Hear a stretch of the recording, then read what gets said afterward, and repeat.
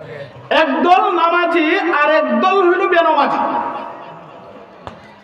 আমার ধারণা মতে শতকরা 95% হইল বেনামাজি আর 5% হইল নামাজি, কম বেশি হতে পারে।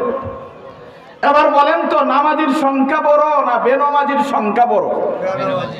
তাহলে আমরা আগে বড় সংখ্যাটা নিয়ে আলোচনা করি। আমাদের সমাজের নামাজ হিসাবে মানুষ দুই ভাগে বিভক্ত।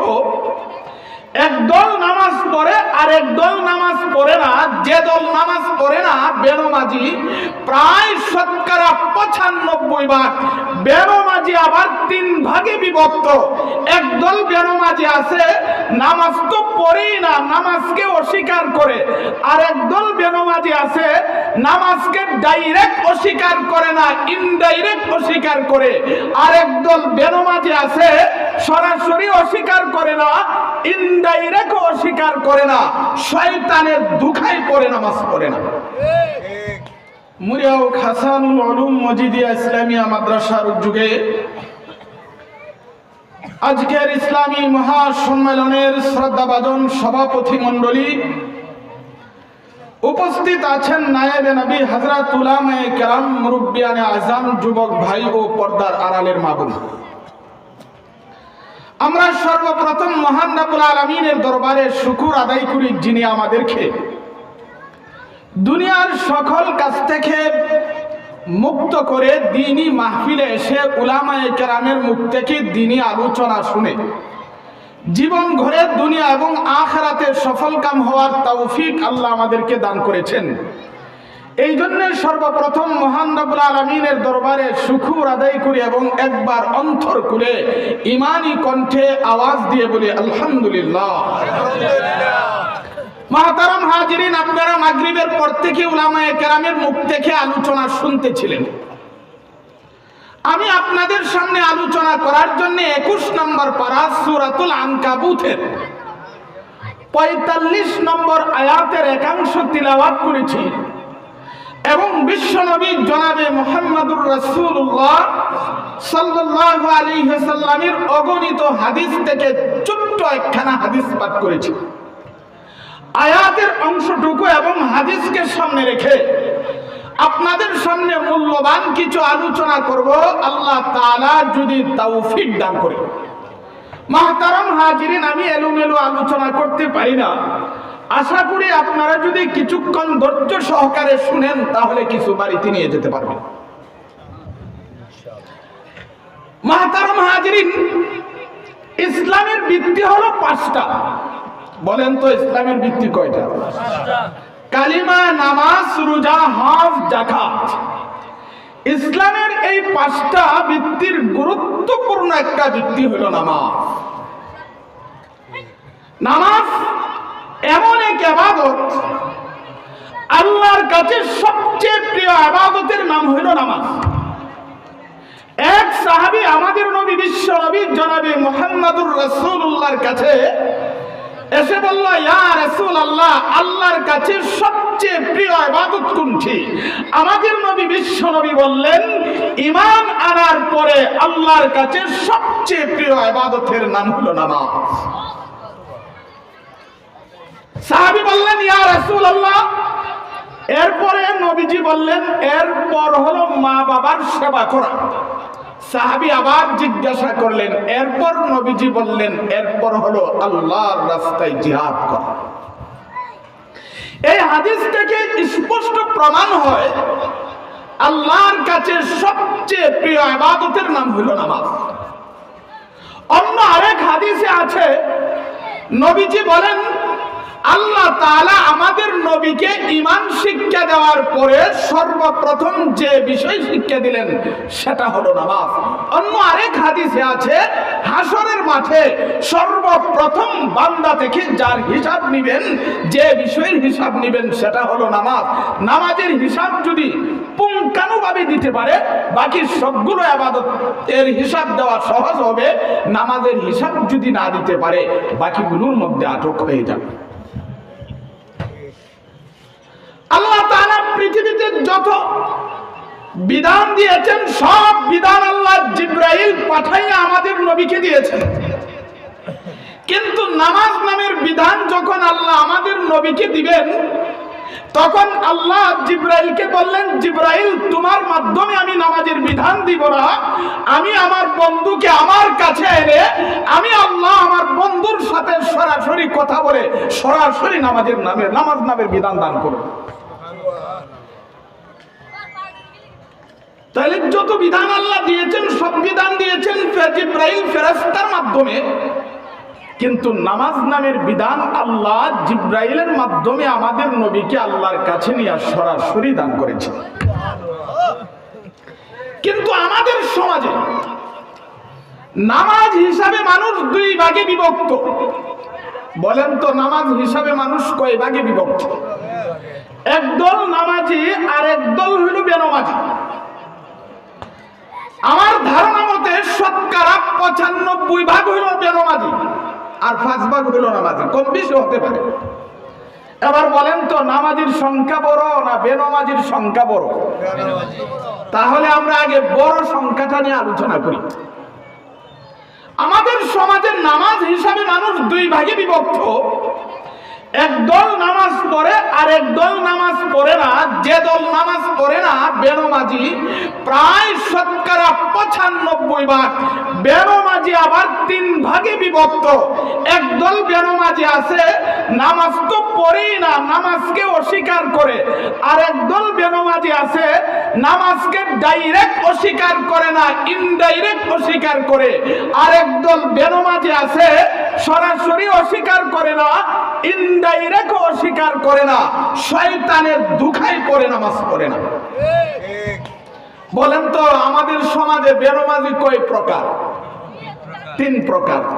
একদল বেনামাজি আছে নামাজও পড়ে না, আবার ডাইরেক্ট নামাজের অস্বীকার করে। ও পুরাণে নামাজ নাই, হাদিসে বলে নামাজ নাই। আচ্ছা, নামাজ শব্দটা হলো উর্দু বা ফার্সিতে ব্যবহার হয়। কোরআন তো আরবি ভাষা, হাদিস তো আরবি ভাষা। আরবি ভাষার কিতাবে কি উর্দু আর ফার্সি শব্দ পাওয়া যাবে? কত বড় ব্যাখল! এক কোরআনে আর হাদিসে উর্দু আর ফার্সি শব্দ খুলে এ নামাজ নি কোরআনে আছে, সে দেখে। তো আমাদের সমাজে একদল লোক আছে তারা নামাজ পড়ে না, ডাইরেক্ট নামাজকে অস্বীকার করে। আমি পরিষ্কার বলছি, কোরআন এবং হাদিস রিসার্চ করে কোরআন এবং হাদিসে বলে যারা নামাজকে ডাইরেক্ট অস্বীকার করে এরা মুসলমানই হতে পারে না, নিঃসন্দেহে কাফের। বলেন তো যারা নামাজ অস্বীকার করে এরা মুসলমান না কাফের? তাহলে কেউ যদি আমাদের সমাজে নামাজ অস্বীকার করে, যদি বলে কোরআনে নামাজ নাই, হাদিসে নামাজ নাই, আমি নামাজ মানি না, নামাজ বিশ্বাস করি না, আমি নামাজ পড়ব না, একই মুসলমানের কাতারে থাকে না বিধর্মের কাতারে হয়ে যায়? বিধর্মের কাতারে।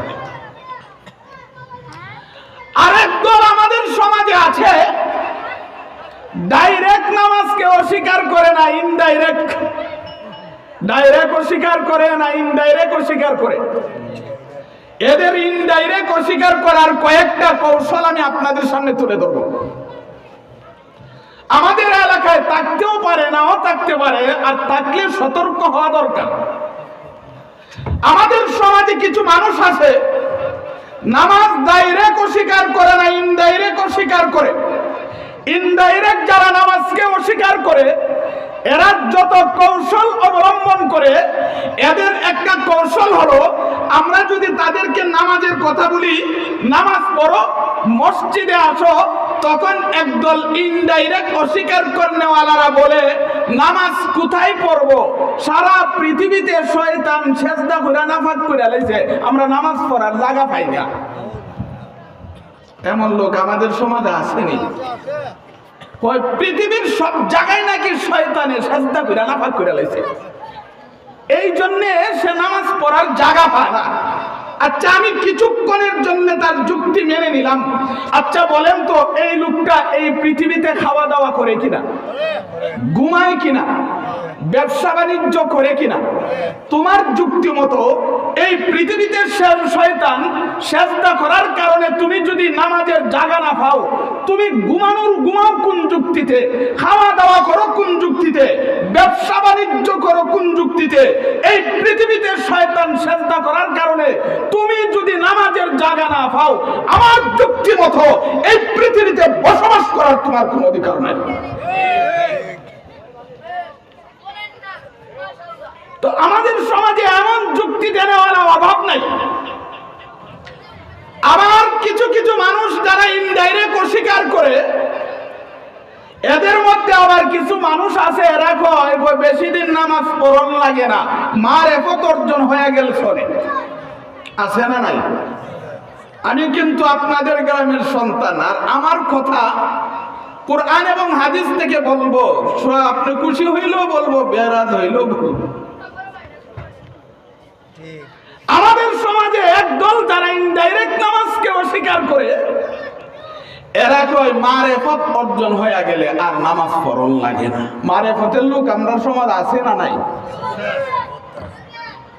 আগে আমি একটা চমৎকার ঘটনা শোনাই। 4 তরিকার একজন তরিকার ইমাম হলো বড় পীর আব্দুল কাদের জিলানী। বড় পীর আব্দুল কাদের জিলানী রহমাতুল্লাহি আলাইহি গভীর রাতে ওনার খানকার ভিতরে ইবাদত বন্দেগী করতেছেন। গভীর রাতে মিস্টার শয়তান আসছে বড় পীর আব্দুল কাদের জিলানীর ঈমান চুরি করত। তাহলে আমার কাছে মনে জীবন হইতো না, কই গেছে চিন্তা করছেন? গভীর রাতে আয়েশা আওয়াজ করছে, ইয়া আব্দুল কাদের উখরুজ। আব্দুল কাদের জিলানী রহমাতুল্লাহি আলাইহি বললেন, কে তুমি? আমি জিবরাইল ফেরেশতা। জিবরাইল ফেরেশতা না শয়তান? কেন আসছো? শয়তান কয়, শয়তান তো তার পরিচয় দিছে না, জিবরাইল ফেরেশতার পরিচয় দিছে। কয় হুজুর, আল্লাহ আপনার ইবাদত বন্দেগীতে এত খুশি হয়েছে, আল্লাহ খুশি হয়ে আপনাকে সার্টিফিকেট দিয়েছেন, আজ থেকে আপনার আর ইবাদত বন্দেগী করণ লাগতো না। আর আল্লাহ খুশি হয়ে আপনার জন্য একটা সিংহাসন পাঠাইছে। বড় পীর আব্দুল কাদের জিলানী তিনি সাধারণ পীর ছিলেন না, অনেক বড় আলেম ছিলেন, অনেক বড় আলেম ছিলেন। আমি পরিষ্কার বলছি, আলেম ছাড়া কোনো পীর হতে পারে না।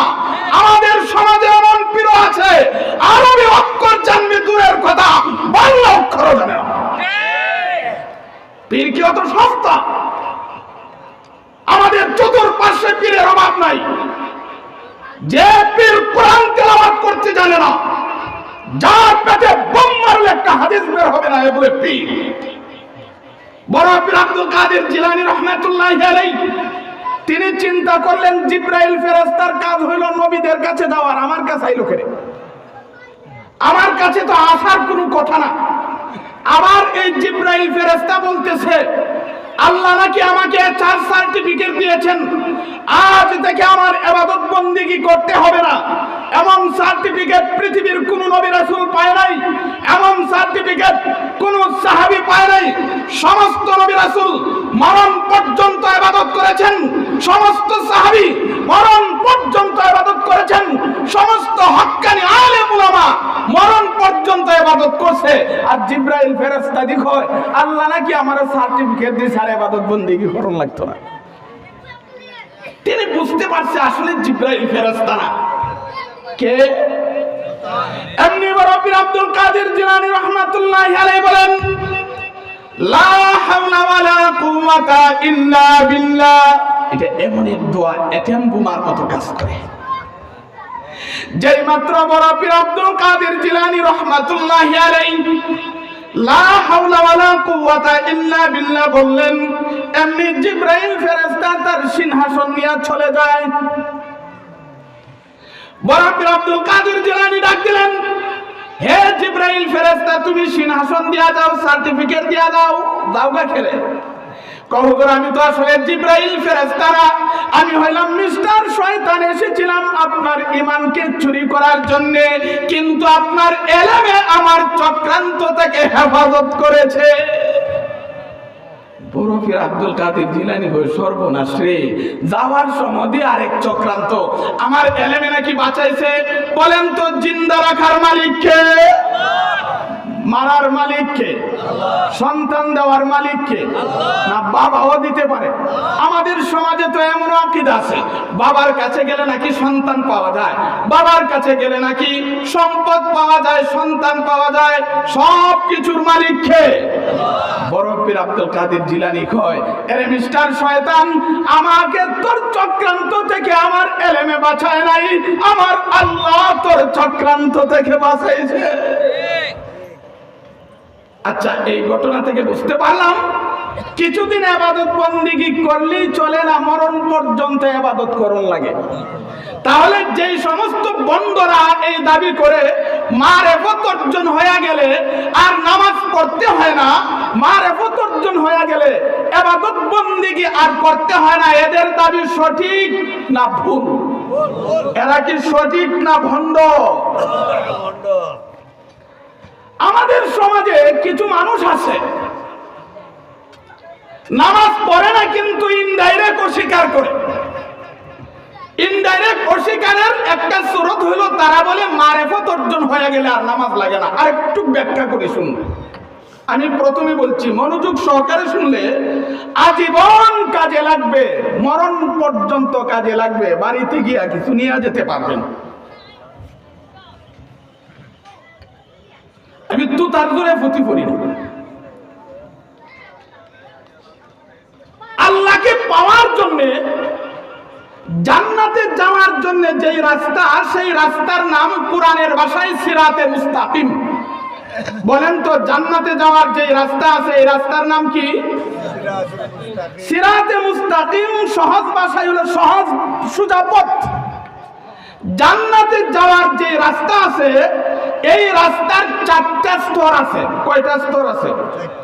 প্রথম স্তরের নাম হলো শরীয়ত, দ্বিতীয় স্তরের নাম হলো তরিকত, তৃতীয় স্তরের নাম হাকিকত, চতুর্থ স্তরের নাম হলো মারেফত।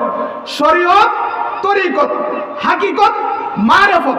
শরীয়ত মানে চলার পথের বিধান, তরিকত মানে রাস্তা, হাকিকত মানে বাস্তব উপলব্ধি, মারেফত মানে আল্লাহর পরিচয়। কিন্তু আরবিতে শরীয়ত লিখতে 5টা অক্ষর লাগে, তরিকত লিখতে 5টা অক্ষর লাগে, হাকিকত লিখতে 5টা অক্ষর লাগে, মারেফত লিখতে 5টা অক্ষর লাগে।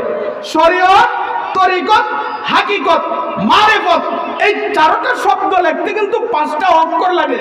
কেন 5টা অক্ষর? উলামায়ে কেরামগণ এখানে সূক্ষ্ম একটা বিষয় আলোচনা করেছেন। বলেন তো, ইসলামের ভিত্তি কয়টা?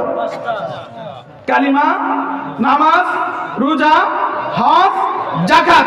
উলামায়ে কেরামগণ বলেন, তুমি যদি ইসলামের 5টা ভিত্তি বিশ্বাস করো তাহলে তোমার জন্য শরীয়তের দরজা খোলা। এই জন্য শরীয়ত লিখতে 5টা অক্ষর। তুমি যদি ইসলামের 5টা ভিত্তি মানো তোমার জন্য হাকিকত অর্জন হতে পারে। তুমি যদি ইসলামের 5টা ভিত্তি মানো তোমার জন্য তরিকত হাসিল হতে পারে। তুমি যদি ইসলামের 5টা ভিত্তি মানো তোমার মারেফত অর্জন হতে পারে। যেই লোক ইসলামের 5টা ভিত্তি মানে না, কালেমা মানে না, নামাজ মানে না, রোজা মানে না, হজ মানে না, যাকাত মানে না, ইসলামের 5টা ভিত্তি যেই লোক বিশ্বাস করে না, তার শরীয়ত নাই, তার তরিকত নাই, তার হাকিকত নাই, তার মারিফত নাই, আছে শুধু শয়তানের ভাষা। বলেন তো, ইসলামের 5টা ভিত্তি ছাড়া শরীয়ত হতে পারে, তরিকত হইতে পারে, মারিফত হইতে পারে। কিন্তু দেখা যায় আমাদের সমাজে নামাজ নাই, রোজা নাই, হজ নাই, যাকাত নাই, জট লাগায়া রাখছে, উযু গোসলের কোনো খবর নাই, শরীর থেকে ফাড়ার গন্ধ করে, এর বলে মারিফত বলেছে। হযরত উলামায়ে কেরামগণ বলেন, ইসলামের 2 নম্বর ভিত্তির নাম হলো নামাজ। বলেন তো, ইসলামের 2 নম্বর ভিত্তির নাম কি? নামাজ কয় ওয়াক্ত? এই জন্য উলামায়ে কেরামগণ বলেন, তুমি যদি 5 ওয়াক্ত নামাজ পড়ো তাহলে তোমার জন্য শরীয়ত খোলা আছে। তুমি যদি 5 ওয়াক্ত নামাজ পড়ো তোমার জন্য তরিকত আছে, তোমার জন্য হাকিকত আছে, তোমার জন্য মারিফত আছে। যেই লোক 5 ওয়াক্ত নামাজ পড়ে না তার কোনো শরীয়ত নাই, তার কোনো তরিকত নাই, তার কোনো হাকিকত নাই, তার কোনো মারিফত নাই, এর ভিতরে কিচ্ছু নাই। তাহলে বলছিলাম বেরোমাজি তিন ভাগে বিভক্ত। একদল বেরোমাজি ডাইরেক্ট নামাজকে অস্বীকার করে। বলেন তো, একদল বেরোমাজি ডাইরেক্ট নামাজকে কি করে? এরা কি মুসলমান না কাফের? আর একদল ডাইরেক্ট অস্বীকার করে না, ঘুরাইয়া গাড়াইয়া অস্বীকার করে। কিন্তু আমাদের সমাজের মানুষ এরা ডাইরেক্ট অস্বীকার করে না, ইনডাইরেক্ট অস্বীকার করে না, শয়তানের দুখাই ফিরা নামাজ পড়ে না। এই দলটা হলো আমাদের দেশে। কি বলে? আমাদের গ্রামের কেউ কি নামাজ ডাইরেক্ট অস্বীকার করে? তাহলে এই দলের লোক আমাদের গ্রামে নাই। আবার ইনডাইরেক্ট অস্বীকার করনেওয়ালাও আমি মনে করি আমাদের গ্রামে নাই। আমাদের গ্রামে যেই প্রকার, সেটা হলো শয়তানের দুখাই ফিরা নামাজ পড়ে না, এমন লোক আছে না নাই? এবার আসুন এদের সম্পর্কে কিছু আলোচনা করি। হযরত উলামায়ে কেরামগণ বলেন, যারা শয়তানের দুখায় পড়ে নামাজ পড়ে না, দুনিয়ার লোভে পড়ে নামাজ পড়ে না, ওই সমস্ত বেনমাজিকে আল্লাহ দুনিয়া এবং আখিরাতে মিলাইয়া 12 প্রকারের শাস্তি দিয়া শেষ পর্যন্ত আল্লাহ তাদেরকে জাহান্নামের মধ্যে নিক্ষেপ করবেন। বলেন তো, বেনমাজিরে আল্লাহ কয় প্রকারের শাস্তি দিবেন? দুনিয়াতে দিবেন 3টা। দুনিয়াতে কয়টা? 1 নাম্বার, বেনমাজি যারা যারা নামাজ পড়ে না, এদের আয় উপার্জনের মধ্যে বরকত থাকবে না। এদের আয় উপার্জনের মধ্যে কি থাকবে না? একটা উদাহরণ দিলে বুঝবেন। ধরেন আমি মাসে 10,000 টাকা ইনকাম করি, কিন্তু আল্লাহ তাআলা আমাকে বিভিন্ন ধরনের বালা মুসিবত থেকে হেফাজত করেছেন। 1 মাসে আমি 8,000 টাকা খরচ করছি, 2,000 টাকা এক্সট্রা রয়ে গেছে। বরকত হয়েছে কিনা? আর এক লোক মাসে 50,000 টাকা কামায়, কিন্তু ছেলে অসুস্থ, মেয়ে অসুস্থ, বিবি অসুস্থ, এই দুর্ঘটনা, এই সমস্যা, দেখা যায় মাস শেষে আরো 50,000 টাকা খরচ হইয়া আরো 10,000 টাকা ঋণ করা লাগছে। বরকত হয়েছে নি?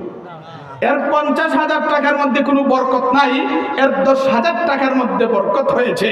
এই জন্য উলামায়ে কেরামগণ বলেন, যারা নামাজি, যেই সমস্ত পরিবার নামাজ পড়ে, নামাজি পরিবারকে আল্লাহ তাআলা তাদের আয় উপার্জনের মধ্যে বরকত দান করবেন।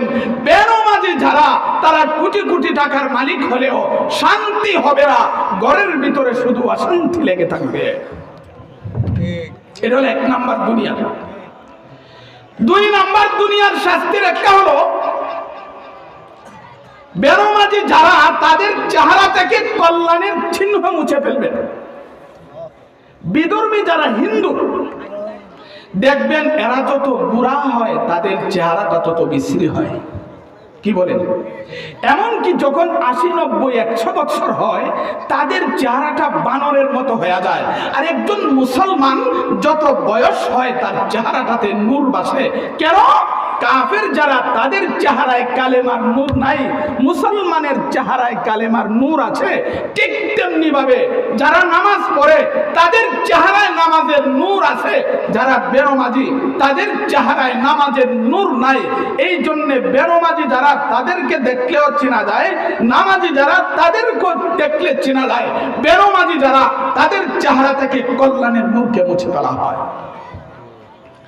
3 নাম্বার, বেনমাজি যারা, এদের বিষয়ে আল্লাহ তাআলা মানুষের অন্তরে ঘৃণা সৃষ্টি করে দেয়। বেনমাজিরে মানুষে কি করে? হুজুর হইছে না বিষয়টা, আমরা সমাজে নামাজিরে ঘৃণা করে। আমাদের সমাজে নামাজিরে ঘৃণা করবে না কেন? আমাদের সমাজ প্রকৃত ইসলাম দরদি সমাজ নয়। আমাদের সমাজ কোরআন হাদিস দরদি সমাজ নয়। ইসলাম দরদি সমাজ যেখানে আছে, সেখানে কেউ যদি নামাজ না পড়ে, তাকে ঘৃণা করা হবে। এই জন্য উলামায়ে কেরামগণ বলেন, বেনমাজি যারা, তাদেরকে সমাজের মানুষ ঘৃণা করে। বলেন তো, দুনিয়াতে তাদেরকে কয়টা শাস্তি দেয়? মরণের সময় দেওয়া হয় আরো 3টা। মরণের সময় যতগুলো শাস্তি হয়, 1 নাম্বার হলো পিপাসা অবস্থায় মরণ হয়। কি অবস্থায় মরণ হয়? 2 নাম্বার ক্ষুধা অবস্থায় মরণ হয়। 3 নম্বর যন্ত্রণাদায়ক অবস্থায় মরণ হয়। হাদিস শরীফের মধ্যে উল্লেখ আছে, বেনামাজির যখন মরণের সময় হয় তখন কেমন কষ্ট হবে।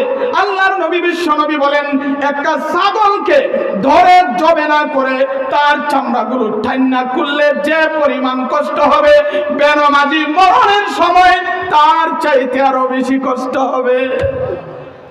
আল্লাহর নবী বিশ্ব নবী আরেক হাদিসে বলেন, একজন লোক যদি এখানে দাঁড়িয়ে থাকে, কয়েকশো মানুষ তলোয়ার দিয়া তারে আঘাত করে যেই পরিমাণ কষ্ট হবে, বেনামাজি মরণের সময় তার চাইতে আরো বেশি কষ্ট হবে। এত পিপাসা লাগবে, এত ক্ষুধা লাগবে। আল্লাহর নবী বিশ্ব নবী বলেন, ওই মুহূর্তে সারা দুনিয়ার পানি পান করাইলেও তার পানির তৃষ্ণা মিটবে না, সারা দুনিয়ার খাবার খাওয়াইলেও তার ক্ষুধা দূর হবে না। বেনামাজি যারা, তাদেরকে মরণের সময় 3টা শাস্তি দেওয়া হবে। 1 নম্বর পিপাসা, 2 নম্বর হলো ক্ষুধার্ত, 3 নম্বর হলো যন্ত্রণাদায়ক অবস্থা। হাদিসের মধ্যে উল্লেখ আছে, ঠিক সেই মুহূর্তে মিস্টার শয়তান একটা গ্লাস পানি নিয়ে দাঁড়িয়ে যাবে, পানি লাড়াছাড়া করবে। আচ্ছা, মরণের সময় কি কষ্ট হবে, ভিতরে সব পানি শুকিয়ে যাবে, একবারে নাকের ছিদ্র ছোট হয়ে যাবে। এই মুহূর্তে শয়তান একটা গ্লাস পানি নিয়ে দাঁড়িয়ে যাবে। তখন বেনামাজি বলবে, ও ভাই, কে তুমি? মরণের সময় তুমি আমার পাশে 1 গ্লাস পানি নিয়ে দাঁড়িয়ে আছো, দয়া করে আমাকে 1 গ্লাস পানি দাও। শয়তান বলবে, তোমাকে 1 গ্লাস পানি দিতে পারি, তুমি বলো আল্লাহ বলতে কোনো কিছু নাই। আচ্ছা বলেন তো, বেনামাজির ঈমান সত্য না দুর্বল? এই বেনামাজি বলবো, আমি বললাম আল্লাহ বলতে কোনো কিছু নাই, তাড়াতাড়ি পানি দাও। শয়তান বলবে, আমি তোমাকে পানি পান করানোর জন্য আসি নাই, আমি শয়তান তোমার ঈমান নষ্ট করার জন্য এসেছিলাম। কবরে যখন বেনামাজিকে রাখা হয়, কবরের মধ্যে আরো 3 প্রকারের শাস্তি দেওয়া হয়।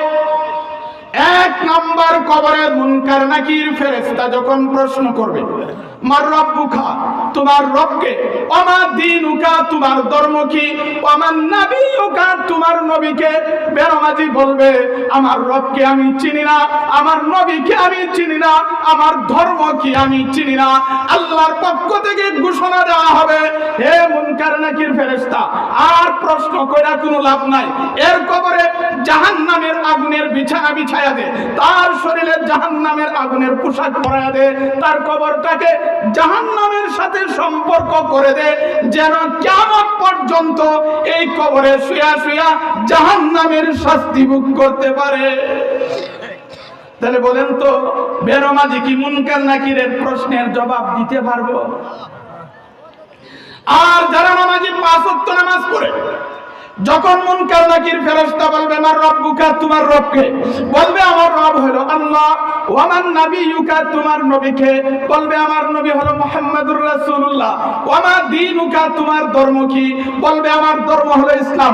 আল্লাহর পক্ষ থেকে ঘোষণা দেওয়া হবে, আমার বান্দাকে আর প্রশ্ন করে লাভ নাই, তাড়াতাড়ি তার নিচে জান্নাতের বিছানা বিছিয়ে দে, তার শরীরে জান্নাতের পোশাক পরিধান করে দে, তার কবরটাকে জান্নাতের সাথে সম্পর্ক করে দে, যেন কবরে শুয়া শুয়া জান্নাতের আরাম ভোগ করতে পারে। 1 নাম্বার হলো মুনকার নাকিরের প্রশ্নের জবাব দিতে পারবে না। 2 নাম্বার, যারা বেনামাজি, তার কবরটা একেবারে অন্ধকার হয়ে যাবে। 3 নাম্বার হলো যারা বেনামাজি, তার কবরের 2 পাশ থেকে এমন ভাবে একটা ছাপ দিবে, আল্লাহর নবী বলেছেন এইভাবে একদিকের পাঁজরের হাড্ডি আরেক দিক দিয়ে ঢুকে যাবে। মাহতারাম হাজিরিন, আজকের মাহফিল থেকে যদি আমরা একটা ওয়াদা করতে পারি, যতদিন দুনিয়াতে থাকবো আর নামাজ ছাড়বো না, আজকে মাহফিল সার্থক। বেনামাজিকে যখন কবরে রাখা হবে, এটা হলো 3 প্রকারের শাস্তি। হাসরের মাঠে আরো দিব 3টা। হাসরের মাঠে আরো কয়টা? আরো 3টা। 1 নম্বর, বেনামাজি যারা, তাদের থেকে কঠিন হিসাব নেওয়া হবে। আল্লাহ যদি কেউ দইরা লায় যে হিসাব দিয়া যা, এই হিসাব দিয়া জান্নাতে যাইতে পারবে। 2 নাম্বার, বেনামাজি যারা, এদের আমল নামা দিবে বাম হাতে, নামাজি যারা, তাদের আমল নামা দিবে ডান হাতে। যখন আমল নামা দেওয়া হবে, বেনামাজির সর্বপ্রথম তার ডান হাতটাকে বাড়াবে, এমনি জাহান্নামের ফেরেশতা তার ডান হাতটাকে ধরে ব্যঙ্গে তার ঘাড়ের সাথে বাঁধবে, বেনামাজি আজকে তুই ডান হাত বাড়াইছিস আমল নামা নেওয়ার জন্য। এরপরে বাম হাতটাকে বাড়াবে, বাম হাতটাকে ভেঙ্গে বুকটাকে ছিদ্র করে পিছনের দিকটা বের করবে। এবার তার চেহারা হইল সামনে, হাত হইল পিছনে। এবার জাহান্নামের ফেরেশতা তার ঘাটটাকে মুছরা দিয়া পিছনের দিকটা নিয়া বেনামাজির আমল নামা দিয়া হইব, দেখ কিতা করছস। খুব আরাম হইব। 3 নম্বর, আল্লাহ তাআলা রাগান্বিত হয়ে বেনামাজিকে জাহান্নামের মধ্যে নিক্ষেপ করবেন। বেনামাজি জাহান্নামে যাওয়ার পরে জাহান্নামের শাস্তি ভোগ করতে করতে এক সময় তার পেটে বড় খিদা লাগবে, কান্না শুরু করে দিবে, আল্লাহ খাবারের ব্যবস্থা করো, খাবারের ব্যবস্থা করো। 1000 বছর পর্যন্ত আল্লাহ কোনো জবাব দিত না। 1000 বছর পরে আল্লাহ জাহান্নামের ফেরেশতাকে বলবে, হে জাহান্নামের ফেরেশতারা, তার জন্য খাবারের ব্যবস্থা করো। বেনামাজিরে কি খাবার দিব জানেন? জাহান্নামের আগুনের ভিতরে একটা গাছ আছে, এই গাছের নাম জাক্কুম। এই গাছে ফল আছে, এই ফলের রস এত তিতা, কয়েক ফোঁটা রস যদি দুনিয়াতে নিক্ষেপ করা হয়, তিতার কারণে কোনো প্রাণী বসবাস করতে পারবে না। এত দুর্গন্ধ, দুর্গন্ধের কারণে কোনো প্রাণী বসবাস করতে পারবে না। এই ফলের চতুর্পার্শ্বে কাঁটা থাকবে, ভিতরেও কাঁটা থাকবে। 1000 বৎসরের কিদা যেই মাত্র বেনামাজির হাতে ফলটা দিব, এমনি ফলটাকে ধরে তার মুখের ভিতরে বসে দিবে। ফল গলায় গিয়ে আটকে যাবে, এবার দুর্গন্ধ শুরু হয়ে যাবে, তিতা শুরু হয়ে যাবে। এবার ফল ভিতরে নিতে পারবে না, বাহির আনতে পারবে না। আবার কান্না শুরু করে দিবে, আল্লাহ কি ফল খাওয়াইলেন? আল্লাহ দুর্গন্ধ সহ্য করতে পারি না, তিতা সহ্য করতে পারি না, আল্লাহ ব্যথা সহ্য করতে পারি না।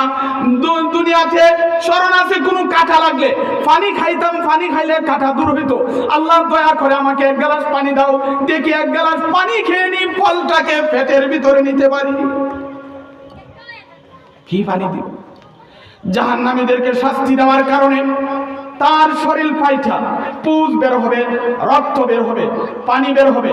এই পুজ, এই রক্ত, এই পানি জাহান্নামের একটা গর্তের মধ্যে জমা হবে। জাহান্নামের আগুনে ঠকবক করবে, একটা লোহার গ্লাসে দিয়া করব নেখা।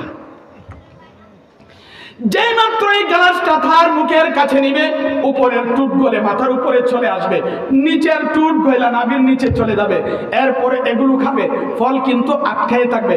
এই ফলের ফাঁকে ফাঁকে পেটের ভিতরে গিয়া নারী বুড়ি যা কিছু আছে সবগুলো নিয়ে পায়খানার রাস্তা দিয়ে বের হয়ে যাবে। এবার কান্না শুরু করবে, আল্লাহ মরণ দাও, আল্লাহ মরণ দাও, আল্লাহ মরণ দাও। আল্লাহ বলবেন, মরণ নাই, আমি আছি যতদিন তোর শাস্তি আছে ততদিন। তাহলে বেনামাজি যারা, আল্লাহ তাআলা তাদেরকে 12 প্রকারের শাস্তি দিয়া শেষ পর্যন্ত আল্লাহ কোথায় নিক্ষেপ করবেন? জাহান্নাম। এবার আসুন, তাহলে বলছিলাম আমাদের সমাজে 95% বেনামাজি আর 5% হলো নামাজি। এবার কিছু নামাজির নিয়ে আলোচনা করি, শুনেন। আমাদের সমাজে আমরা যারা নামাজ পড়ি, নামাজি আবার 5 প্রকার।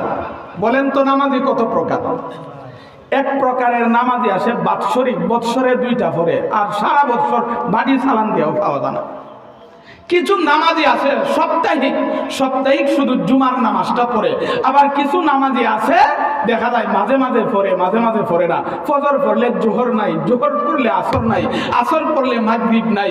আবার কিছু নামাজি আছে সামাজিক নামাজি, এমনি কিন্তু নামাজ পড়ে না। বিআই সাহেবের বাড়িতে গেছে, যেই মাত্র আযান হইছে, বিআই সাহেব চলেন মসজিদে নামাজ পড়ে আসি, আসলে কিন্তু নামাজ পড়ে না। এখন নামাজ না পড়লে শরম। আবার কিছু নামাজি আছে নির্বাচন আসলে দেখা যায় মসজিদের সবার আগে নির্বাচন শেষ, আর মসজিদে কুইটা পাওয়া যায় না। তাহলে একদল নামাজি হলো বাৎসরিক, সাপ্তাহিক, মাঝে মাঝে সামাজিক আর গুঠের নামাজি, আছে না নাই? আর 2 নাম্বার আরেক প্রকারের নামাজি আছে আমাদের সমাজে। এরা দেখা যায় নামাজ পড়ে কিন্তু নামাজে মন বয় না। আছে না নাই? নামাজ পড়ে কিন্তু নামাজে মন বয় না, নামাজ পড়ে কিন্তু নামাজে দাঁড়াই ওই বিবির কথা স্মরণ হয়, ছেলের কথা স্মরণ হয়, মেয়ের কথা স্মরণ হয়, ব্যবসা বাণিজ্যের কথা স্মরণ হয়। একটা নামাজে মন বয় না আর বসানোর কোনোদিন চেষ্টাও করে না। আছে না নাই? 3 নাম্বার আরেক প্রকার নামাজি আছে, নামাজে মন বয় না কিন্তু বসানোর চেষ্টা করে। বসানোর কি করে? চেষ্টা করে। আর 4 নাম্বার আরেক প্রকার নামাজি আছে, নামাজে প্রথম থেকে শেষ পর্যন্ত নামাজে মন বসে, কোনো দিক দিয়ে নামাজে তার মন যায় না। 5 নাম্বার আরেক প্রকার নামাজি আছে, নামাজে এত মজা পায় পৃথিবীর আর কোনো কিছুর মধ্যে এত মজা পায় না। আছে না নাই? 5 নাম্বারটা আগে একটু আলোচনা করি, শুনে। শাহজালাল মুজাররাদি ইয়ামানি রাহমাতুল্লাহি আলাইহি 360 জন সাথী সঙ্গী নিয়া সিলেট